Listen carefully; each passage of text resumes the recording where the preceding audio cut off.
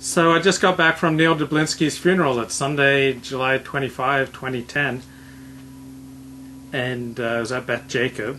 First time I'd set foot in Beth Jacob in almost 10 years, since October of 2001, 9 years. And I didn't know there was anything wrong with Neal. I didn't know he was sick. I've known Neal for 15 years here in Pico Robertson at various Jewish singles events and events like J Connect LA and Happy Minyan and Aisha Torah and Aaron's Tent and all those type of events. That's how I know Neal. I had no idea anything was wrong. I think I last saw him at the end of last year at some Jewish singles event, and I had no idea anything was wrong. And this afternoon I got back from yoga. I was eating a healthful lunch of plain yogurt and some peaches and some peanuts. And I'm just clicking around on Facebook, and I see in a friend's profile Baruch Diana met Neal Dublinsky. Is this the Neal I know? And I immediately emailed a couple of friends, and yeah, it's the Neal we all know from here in Pico Robertson.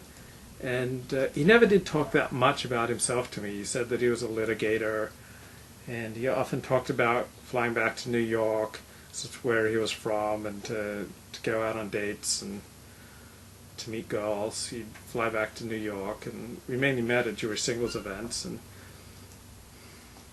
I've known him about 15 years. He'd always talk to me about my blog. I guess he was a regular reader of Luke4.net and found it very amusing.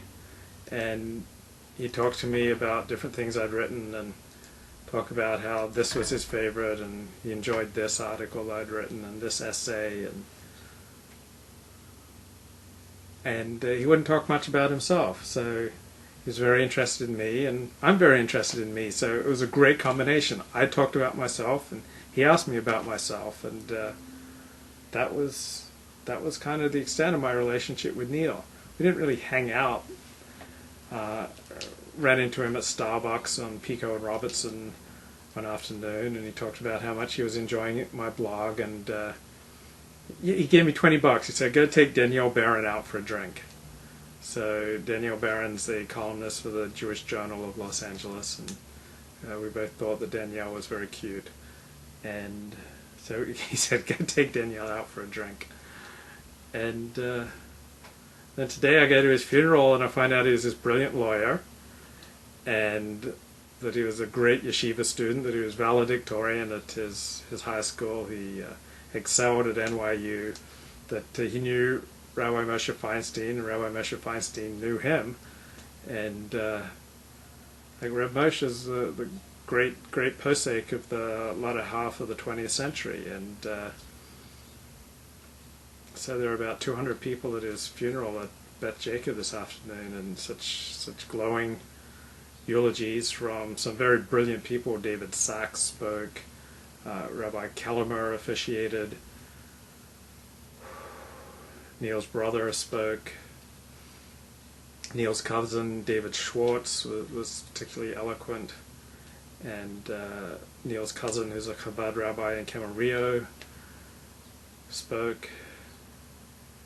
And I only got to know Neal at his funeral. Kind of walked down the street with people who'd worked with Neal for years. I guess he was known as the Count because he was kind of a mysterious character to keep these very late night hours. It's kind of his mind only got really revving after about 8 p.m. And it was at his funeral that I finally got the full story on my friend Neal Dublinsky.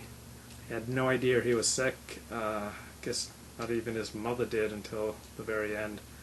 But kind of kept this close to the vest.